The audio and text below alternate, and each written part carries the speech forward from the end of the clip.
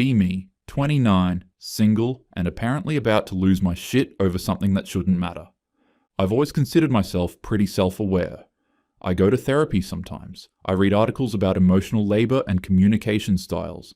I know what gaslighting is. I'm not one of those girls who plays games or leads guys on. Except maybe I am. His name is Robert. We met during freshman orientation at State, both of us awkwardly hovering near the snack table while everyone else seemed to already have friend groups. He made a joke about the stale cookies. I laughed, and that was it. 7 years of friendship. Robert's a graphic designer now, does freelance work, makes decent money. He's the kind of guy who remembers your coffee order and actually listens when you talk. Not in a creepy, nice guy way, just genuinely thoughtful. The kind of dependable that feels boring until you don't have it anymore. He asked me out senior year, spring formal. I turned him down gently, said something about not wanting to risk what we had. Translation: I was interested in Chad from my economics class who barely knew I existed but had really good arms and a Jeep. Robert took it well. We stayed friends. 2 years ago, after I got ghosted by a finance bro I'd been seeing for 3 months, Robert and I had a wine night. I was crying on his couch, and somewhere between the second and third glass, he tried again. Said he'd always felt something. That maybe timing was better now. I told him he was too important to me to mess up with dating. What I meant was, I'm not attracted to you, but I really like the attention. I didn't think of it that way at the time. I genuinely believed I was being considerate, protecting our friendship. But looking back now with 7 years of hindsight and a stomach full of dread, I can admit the truth. I wanted him around, just not like that. And Robert stayed. He always stayed. Last year when I moved apartments, Robert showed up with his truck at 7 a.m. on a Saturday. Loaded boxes for 4 hours while I mostly supervised and ordered pizza. When some drunk guy got aggressive on a date and wouldn't let me leave the bar, Robert picked me up at 11 p.m., no questions asked, and waited in the parking lot until I got to my car safely. When Chad, different Chad, finance Chad, love-bombed me for 6 weeks, then vanished after I slept with him, Robert listened to me cry for 2 hours on the phone, told me Chad was an idiot, told me I deserved better. Last month, I called Robert at midnight having a breakdown about work. My boss had implied I wasn't leadership material in a meeting, and I spiraled. Robert talked me down, made me laugh, reminded me of projects I'd killed, stayed on the phone until I fell asleep. I'd text him, "Miss you," after a few drinks. He'd always respond with something sweet. I'd ignore it the next day when I was sober. I'd touch his arm when I laughed at his jokes, then pull back if it felt like too much. We had standing coffee dates every other week. Just us. I got quietly annoyed when he mentioned downloading Hinge once. He deleted it a week later without explanation. I told myself this was just what close friends did, but I knew. Somewhere under all my rationalizing, I knew he still had feelings. And I kept him close anyway, because it felt good to be someone's priority without having to make them mine. 2 days ago, Robert texted asking to meet for coffee. Our usual spot. Robert seemed different. Lighter. He had this energy I wasn't used to, like he'd been carrying something heavy and finally put it down. "I have news," he said, smiling in a way that made my stomach twist before I knew why. "Okay?" I tried to match his energy. "I've been seeing someone. Emily. We met through that hiking group I joined a few months ago." He paused, watching my face. "It's getting really serious. Like, I think she might be the one." The coffee shop went muffled. I heard him talking, something about Emily being a teacher, how easy it was with her, how happy he was, but my brain got stuck on the one. I forced my face into a smile. "Robert, that's amazing. I'm so happy for you." My knuckles were white around my coffee cup. He kept talking, telling me about their first date, how Emily loved terrible reality TV like he did, how they'd already planned a weekend trip to Asheville. I made appropriate noises, asked appropriate questions, felt my chest getting tighter with every answer. When we hugged goodbye, I held on a second too long. Robert didn't seem to notice. I went home and told myself I was just adjusting to change. Friends get girlfriends. It's normal. I have other friends. But I couldn't shake the feeling that something had been taken from me. I spent the next 3 days pretending everything was fine, except I kept checking my phone hoping Robert would text. He used to send me random memes throughout the day, dumb stuff about marketing fails or screenshots of weird client requests. My phone stayed quiet. Wednesday night, I had a situation at work. Not a real crisis, but the kind of thing I'd usually call Robert about. A client gave lukewarm feedback on a campaign I'd worked on for weeks, and my anxiety brain turned it into, "You're getting fired and you'll die alone." I stared at Robert's contact for 5 minutes before calling. He answered on the third ring. "Hey, what's up?" The warmth in his voice made my shoulders relax. "Hey, sorry, I know it's late, The Riverside client hated the campaign and I'm spiraling. Okay, breathe. What exactly did they say? I explained, drawing it out more than necessary. Robert listened, made sympathetic noises, gave actually useful advice about how that client always nitpicked in round 1, then approved round 2. I was mid-sentence about my boss's reaction when Robert cut in. "Hey, I actually have to go. Meeting Emily for dinner. But you've got this, okay? Seriously, they always do this. You'll be fine." My mouth went dry. "Oh, yeah, no worries. Have fun." "Thanks. Text me tomorrow and let me know how it goes?" "Sure. Yeah." He hung up. I sat on my couch, staring at my phone. In 7 years, Robert had never cut a conversation with me short. Never had somewhere else to be. That mattered more than whatever I was going through. I felt dismissed, small, replaceable.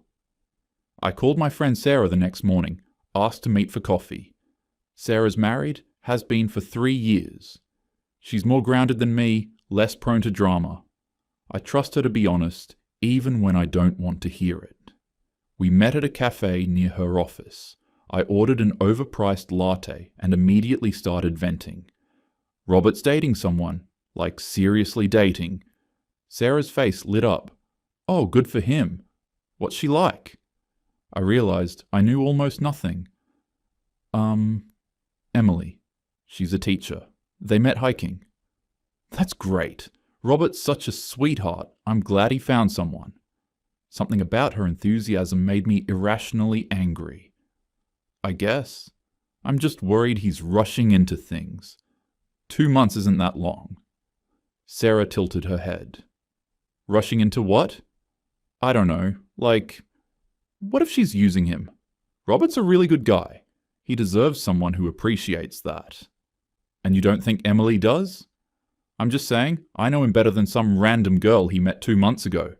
Sarah set down her coffee. Sorry, Samantha, did you want Robert?"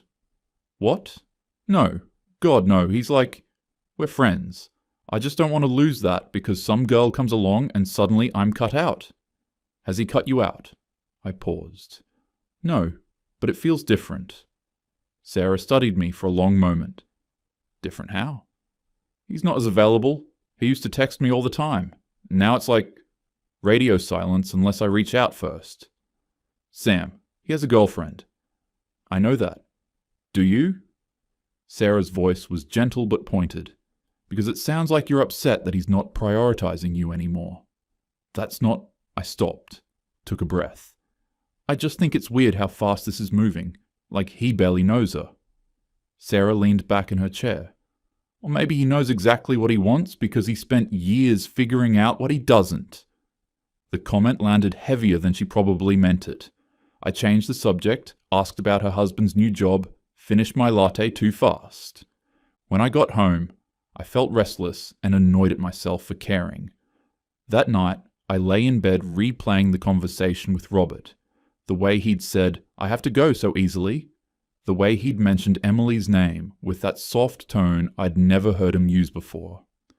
I told myself I was being ridiculous. Friends grow apart sometimes when they get into relationships. It's normal. But it didn't feel normal.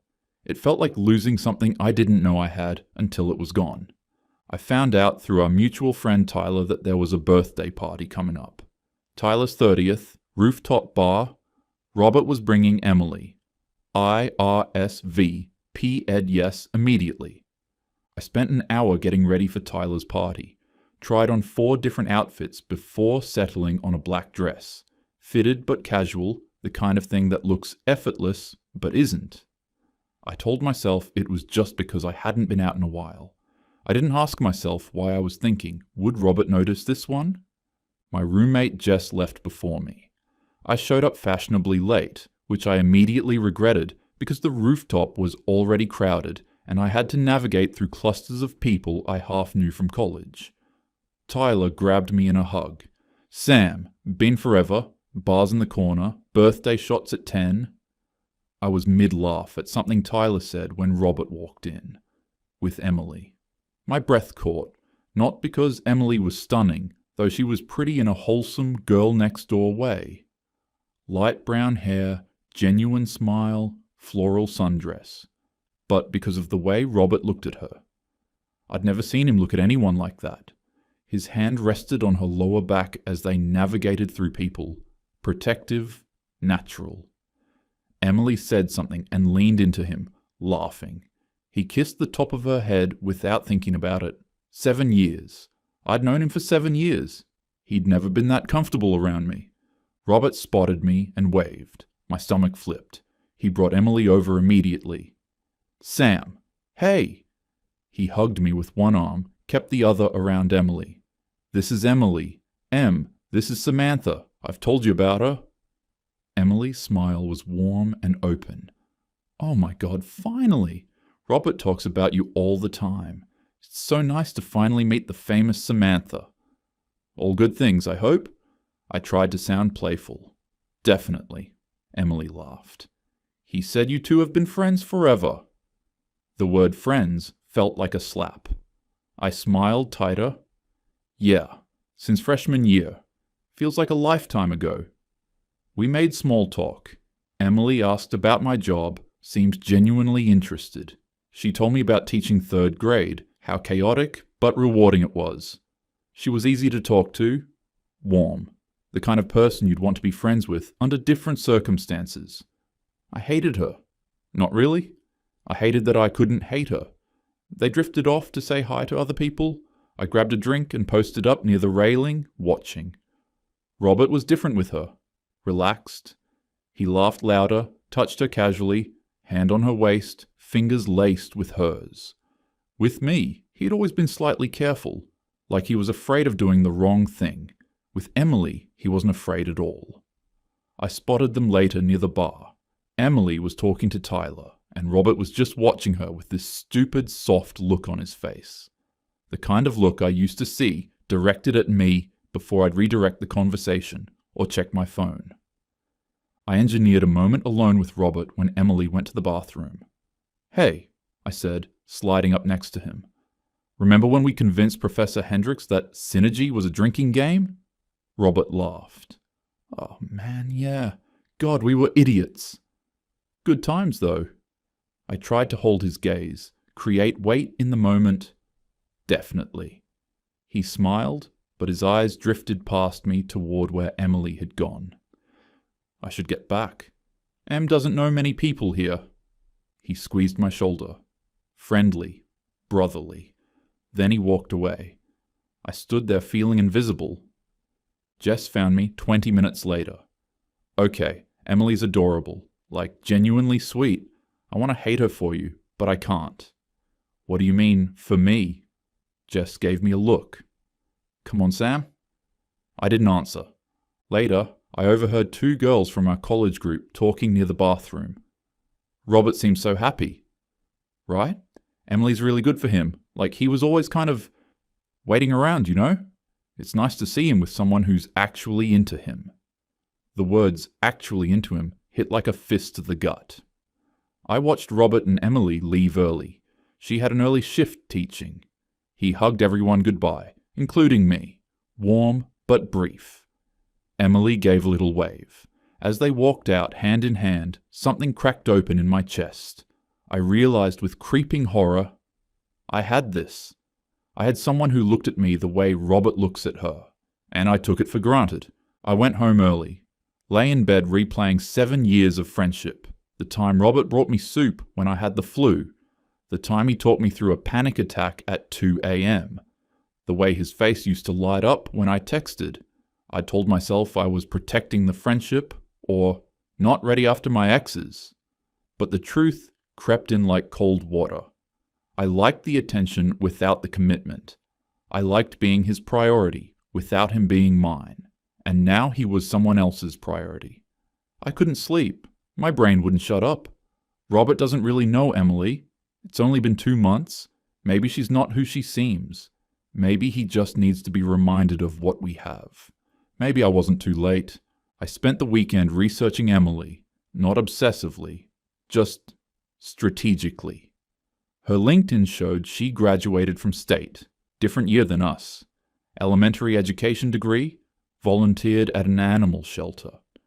Her Facebook was mostly private, but her profile picture showed her with a golden retriever. She seemed fine, nice, even. Basic, maybe. Very Midwest, wholesome. I called Sarah Sunday night. I think Robert's moving too fast with Emily. Sarah sighed. Samantha. I'm serious. 2 months and he's already talking about her being the one? That's not like him. What exactly is wrong with her? Nothing. That's the point. She's just very simple. Like, Robert's always been attracted to depth, complexity. This feels like he's settling. Or maybe he's tired of complexity, Sarah said. Maybe he wants simple. But what are you actually doing here, Sam? I'm looking out for my friend.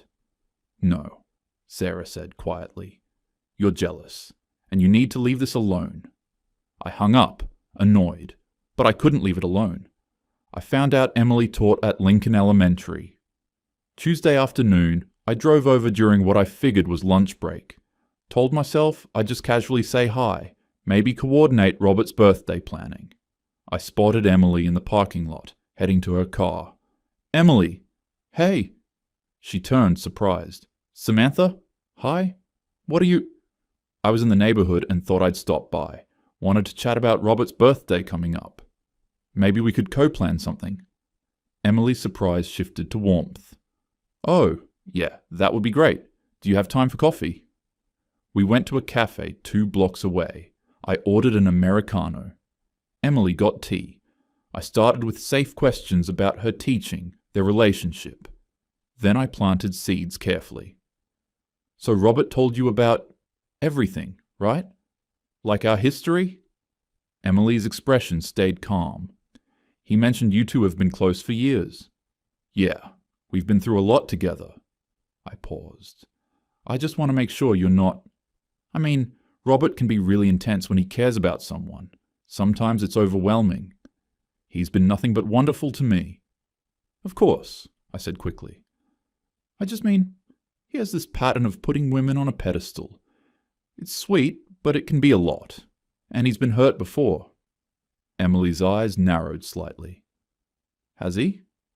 He hasn't mentioned that. He probably didn't want to scare you off. There was this girl he was hung up on for years. I think he's finally moving on, but I sometimes worry he's jumping into something new without really processing. Emily set down her tea. Her voice was even but sharp. And you're telling me this because... I just care about him, I said. I want to make sure he's with someone who really sees him, not just someone who likes the idea of him. Emily stood up. Samantha, I appreciate that you care about Robert, but I'm not sure what you're trying to accomplish here. If you have concerns about our relationship, maybe you should talk to him. She left cash for her tea and walked out. I sat alone, heart pounding, knowing I'd just massively fucked up. That evening, Robert texted, Can we talk? Tomorrow? Usual spot? My stomach dropped. The next day at the coffee shop, Robert didn't waste time. Emily told me you came to her school. What was that about? I just wanted to get to know her better. For your birthday... Samantha, don't. Silence. Why did you tell her I'm not over someone? His voice was calm, but his jaw was tight. Who are you talking about? I couldn't look at him. I don't know. I was just... Were you talking about you? The question hung between us. I looked up, caught. I decided to go for honesty. I think I made a mistake, with us. I think maybe I felt more than I let myself admit. And now you're with her, and I just... Robert cut me off gently. Sam, I waited for you. For years. Every time you called crying about some guy who treated you like shit, I was right there. Every time you needed something, I showed up. And every time I thought maybe there was a chance, you made it clear there wasn't. I was scared. No, his voice was firm. You weren't scared. You didn't want me. Which is fine. You don't owe me attraction, but you don't get to decide you want me now that I'm happy with someone else. But we have history. History isn't enough. Emily sees me, she chooses me, not because I'm convenient or because I'm there, because she wants to be with me. That's not something I'm giving up. My eyes stung. You're really choosing her over me? Robert's expression softened, but his voice stayed steady. I'm choosing someone who chose me first. He stood, put money on the table for both our coffees. I hope you find what you're looking for, Sam, but it's not going to be with me. He walked out. I sat there, humiliated and heartbroken, while my coffee went cold. I called Sarah that night, sobbing. She came over with wine. We sat on my couch while I ugly cried into a throw pillow. He basically said I never cared about him. Sarah poured wine. Did you? Romantically? I don't know. Maybe. I think so now. Sam. Sarah's voice was careful. You had 7 years to figure that out. You can't be mad that he stopped waiting. So I'm just supposed to be happy for them. You don't have to be happy, but you do have to let it go. He's not yours to lose anymore. Then Sarah said the thing that actually broke through. You kept him around because it felt good to be someone's priority without having to make him yours. That's not friendship, and it's definitely not love. I wanted to argue. I couldn't. Over the next few weeks, I stopped going to group hangouts, made excuses when Tyler invited me out. I heard through Jess that Robert and Emily moved in together after 6 months. Tyler mentioned once that Robert seemed the happiest he's ever been.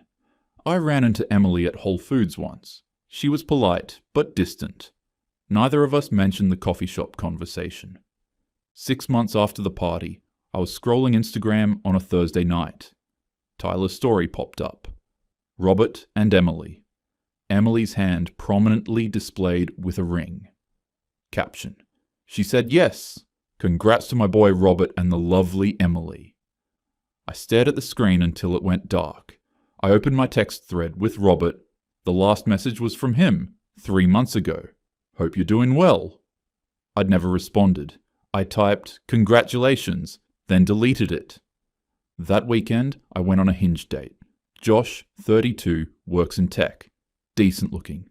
Normal conversation. Halfway through dinner, I realized he was texting someone under the table. When I called him on it, he shrugged.